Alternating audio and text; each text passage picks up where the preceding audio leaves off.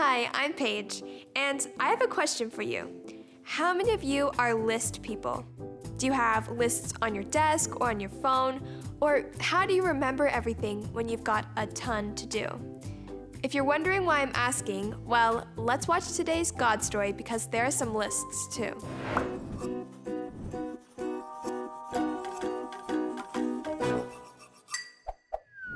I just watched a documentary on beavers. It was the best damn show I ever saw.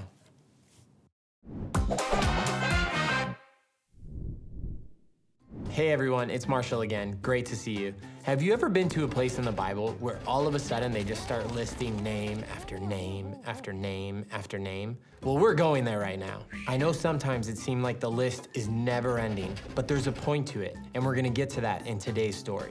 All the people in God's story help us see something really cool about God, which brings us to today's big idea. God chooses to work through people. We've been talking about the life of Daniel, and we see how God worked through him. And then last time, we were told about a kingdom that would never end. That king would have all authority, all glory, and guess who that king was? Jesus. Jesus comes from a family history or an ancestry of a long line of people that were promised this king. And Matthew 1 tells us about the family line of Jesus the Messiah. It says that he's the son of David and the son of Abraham. Now that doesn't mean he's the actual son of Abraham, he's just a relative to Abraham. Remember Abraham? He was the one that was promised a family the size that outnumbers the stars. So when then Matthew goes on and starts talking about like Jesus's aunts and uncles, have you ever been around a family circle maybe at Christmas time or something like that, where people start talking about your great-grandmother or your aunt or your uncle? They're talking about your family tree. So let's start reading this list. Abraham was the father of Isaac, and Isaac was the father of Jacob. You remember Jacob? He was renamed Israel. And Jacob was the father of Judah and his brothers. Judah was the father of Perez and Zerah, whose mother was Tamara. Perez was the father of Hezron. Hezron was the father of Ram. Ram was the father of Aminadab. Aminadab was the father of Nahshon. Nahshon was the father of Salmon. Salmon was the father of Boaz. Boaz was the father of Obed, whose mother was Ruth. You remember that story, a little book in the Bible? Obed was the father of Jesse. Jesse was the father of King David. David was the father of Solomon, whose mother was Bathsheba, the widow of Uriah. Solomon was the father of Rehoboam. Rehoboam was the father of Abijah. Abijah was the father of Asa. Asa was the father of Jehoshaphat. Jehoshaphat was the father of Joram. Joram was the father of Uzziah. Uzziah was the father of Jotham. Jotham was the father of Ahaz. Ahaz was the father of Hezekiah. Hezekiah was the father of Manasseh. Manasseh was the father of Amon. Amon was the father of Josiah. Josiah was the father of Jehoiakim and his brothers, born at the time of the exile of Babylon. After the Babylonian exile, Jehoiakim was the father of Shealtiel. Shealtiel was the father of Zerubbabel. Zerubbabel was the father of Abudab. Abudab was the father of Eliakim. Eliakim was the father of Azor. Azor was the father of Zadok. Zadok was the father of Akim. Akim was the father of Eliud. Eliud was the father of Elizur. Elizur was the father of Mathan. Mathan was the father of Jacob. Jacob was the father of Joseph, the husband of Mary. Mary gave birth to Jesus, who is called the Messiah. So many names.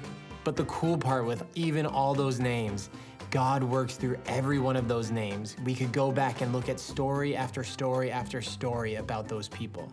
If you're anything like me, you're probably wondering, why are they going through Joseph? Joseph isn't even Jesus' biological father. But in Israel times, they always went through the father's line. That's how they used genealogies. And just so your brain doesn't get all in knots, Mary was from the same tribe that Joseph was. So that kind of ties it all in together. Each one of those names can show us an amazing story of how God works through people. Think about it. God could just snap and things could be put in line, but he doesn't. He chooses us as people to work through us. Even though for me, myself, it's easy to blast through those names or not even read it, it's important to know that God chose to work through each one of them. And even though we are far from perfect, I mean far from perfect, God still loves to choose us to work through us. So this week, think about this. God chooses to work through people. So how can he work through you? So take some time and ask God and listen for God in how he wants to work through you. And we can thank him for making this list and showing us the family tree of Jesus. So that's it. Lots of names, but God still wants to work through us. So I just want to say, see you guys.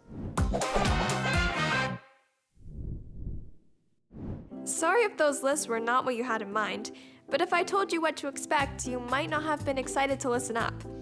I think it's cool that all those people were named and that God chose to work through all of them. Lists are one way of learning or remembering something, but there are other ways of learning too. We have a super cool video that will blow your mind. Let's watch this. What's up guys, Christian here. I'm so excited about today's video because a lot of you have been wondering, how do we create game time? Well, I'm here today to show you how it's done with games like, or the Scrumptious, or an all-time favorite. Okay, that was a personal favorite game of mine. All right, today I want to share with you our process for making game time. Let's start at the beginning.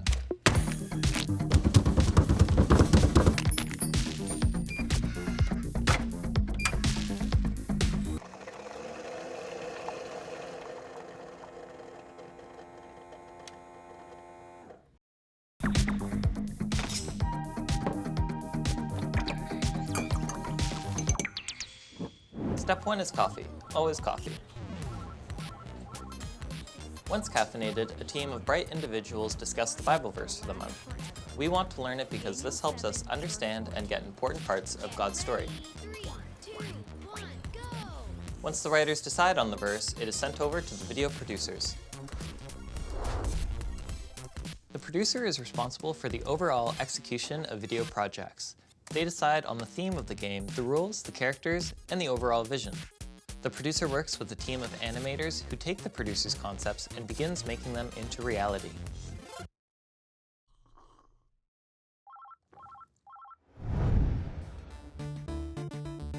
Animators like to work in the dark. They are peculiar yet creative individuals. Anyways, animators use computer programs to develop the look of the game, build assets, and add motion to each graphic created. Once the animator is ready with the first draft of the game, it is reviewed by the producer. This process can go back and forth multiple times until the visuals of the game are considered picture locked. At this point, the game is pretty well cooked. However, it needs some spice before it is ready to be served.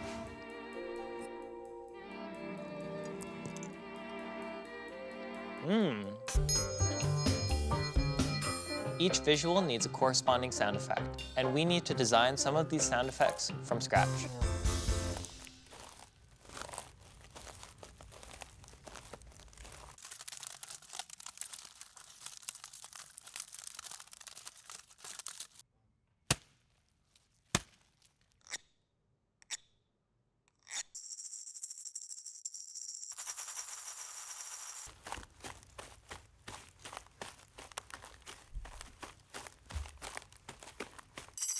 After this, it is time to add the voiceover. This is when we record someone saying the scripture. And he was given authority, glory, and a kingdom. People of all nations, no matter what language they spoke, worshipped him. His authority will last forever. Then it's off to the editor, who adds all of these individual elements into one project: animation, sound effects, voiceover, and music. Finally, the project is exported into a playable file.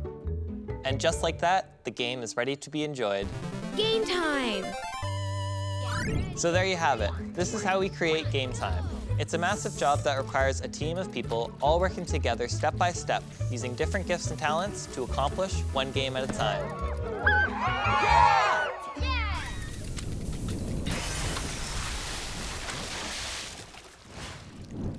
Now, is that cool or what? The team does a great job creating these games, and yes, it is an awesome way to learn Bible verses. It's amazing to see how God partners with them and works through them as they get the opportunity to use their talents and skills to tell others about Jesus. Well, let's break into our small groups now to see what this will look like in our own stories.